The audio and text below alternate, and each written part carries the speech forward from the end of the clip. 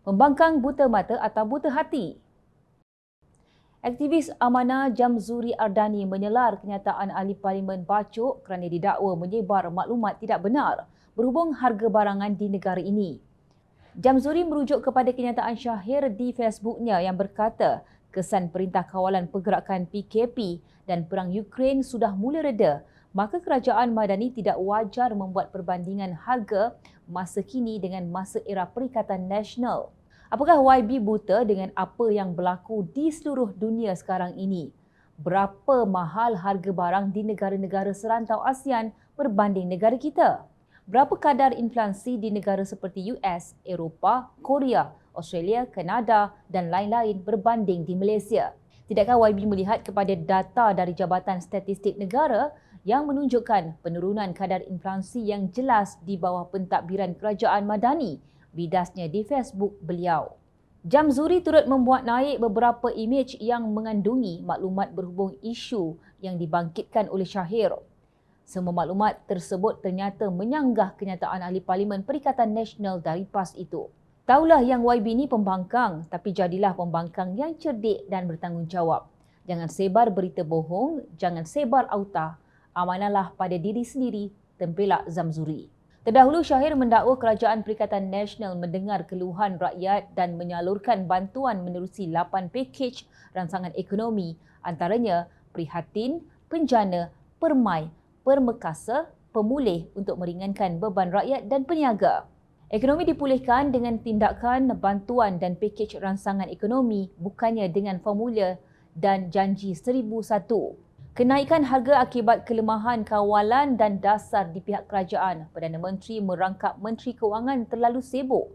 Menteri saling bercanggah dan asyik menyalah, katanya dalam satu hantaran di Facebook. Nampak sangat ahli Parlimen PAS Bacok ini menyebar berita bohong dan auta seperti yang didakwa Jamzuri. Pengamatan Jom Channel ke atas data yang dikongsi Jamzuri mendapati indeks harga pengguna ketika kerajaan Tebuk Atap meningkat tanpa dapat ditangani oleh Tan Sri Muhyiddin Mohamed Yassin atau para menteri berkaitan dalam kabinet bersaiz XXL-nya. Namun hari ini daripada 1 Januari hingga 31 Mei 2023, indeks harga pengguna bagi makanan dan minuman ternyata telah menurun kepada 5.9% setelah melambung kepada 7.3% pada November 2022. Maknanya, harga bahan makanan dan minuman pada hari ini pada keseluruhannya berada pada tahap menurun dan lebih baik berbanding di zaman pemerintahan Perikatan Nasional. Sebagai contoh, harga minyak masak hari ini ialah RM29.60 per 5 kilogram, manakala harga ayam pula kekal pada RM9 per kilogram. Sementara ketika era Tebuk Atap di kawasan-kawasan tertentu, harga ayam melonjak ke RM12 per kilogram. Harga gula dan minyak diesel di Malaysia juga lebih rendah berbanding dengan negara-negara jiran.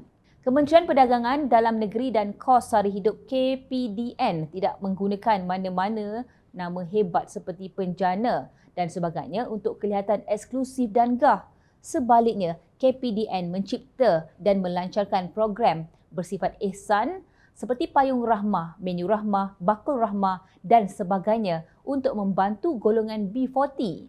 Program ini ternyata mendapat sokongan rakyat dan industri terbabit termasuk syarikat besar seperti Maidin, McDonald, Eon, Jaya Gorsa, Grab dan lain-lain lagi.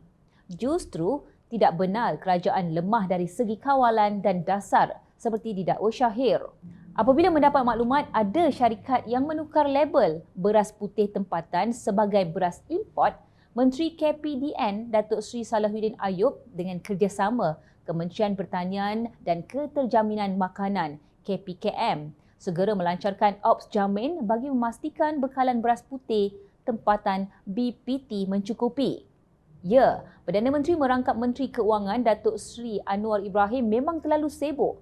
Lebih-lebih lagi, Malaysia berhadapan dengan hutang yang ditinggalkan kerajaan dahulu sebanyak 1.2 trilion ringgit dan jika dicampur liability mencecah 1.5 trilion ringgit.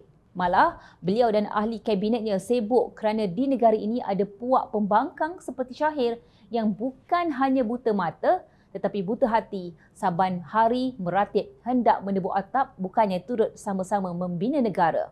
Menuduh menteri saling bercanggah dan asyik menyalah adalah bohong, auta dan amat tidak adil apabila tidak disertai fakta yang meyakinkan. Kenyataan Syahir ini hanya menunjukkan beliau koyak apabila melihat Kerajaan Perpaduan Malaysia Madani berjaya menarik pelaburan ke negara ini. Contohnya, pelaburan yang melibatkan 1,265 projek yang dijangka menjana 23,977 peluang pekerjaan baharu bernilai 71.4 bilion ringgit dalam sektor pembuatan, perkhidmatan dan utama bagi suku pertama 2023. Bukan Jom Channel kata, tetapi menurut Lembaga Pembangunan Pelaburan Malaysia MIDA, berdasarkan lanskap pelaburan yang kondusif, Malaysia terus memperoleh lebih banyak pelaburan langsung asing FDI berbanding pelaburan langsung domestik DDI. Lapor Berita Harian 29 Mei 2023. Ketua Pegawai Eksekutif MIDA, Datuk Arham Abdul Rahman berkata, angka yang memberangsangkan ini mencerminkan keyakinan pelabur terhadap potensi Malaysia bagi pertumbuhan dan kejayaan jangka masa panjang. Nah, itulah yang membuat pembangkang sangat terdesak. Mereka takut Kerajaan Perpaduan Malaysia Madani berjaya menjadikan negara ini lebih maju dan makmur. Jika kedudukan sosio-ekonomi Malaysia semakin baik, puak bigot yang menunggang agama dan kaum akan kehilangan pengaruh. Sama-samalah kita menghayati peringatan Nabi SAW kepada umat Islam tentang bahaya segerombolan puak yang perasan bijak menerusi sebuah hadis yang bermaksud akan datang kepada manusia tahun-tahun yang penuh dengan penipuan dan tipu daya. Kata-kata pendusta dibenarkan ataupun dipercayai dan didustakan percakapan orang yang benar. Diberi amanah kepada pengkhianat dan dikhianati orang-orang yang amanah. Kemudian akan berkata-katalah golongan Al-Ruwaibidah. Baginda SAW ditanya, siapakah golongan Al-Ruwaibidah? Maka Baginda SAW menjawab, orang yang bodoh lagi fasik berbicara iaitu mengurus berkaitan perkara umum yang besar. Hadis riwayat Ibnu Majah. Di antara tanda akhir zaman seperti dalam hadis sahih tersebut ialah munculnya pemimpin yang teruja bercakap dalam perkara berkaitan kepentingan awam, penyatuan ummah, integriti dan rasuah, tetapi pada masa yang sama menyebarkan tumahan pembohongan dengan mata yang terbuka tetapi tidak melihat.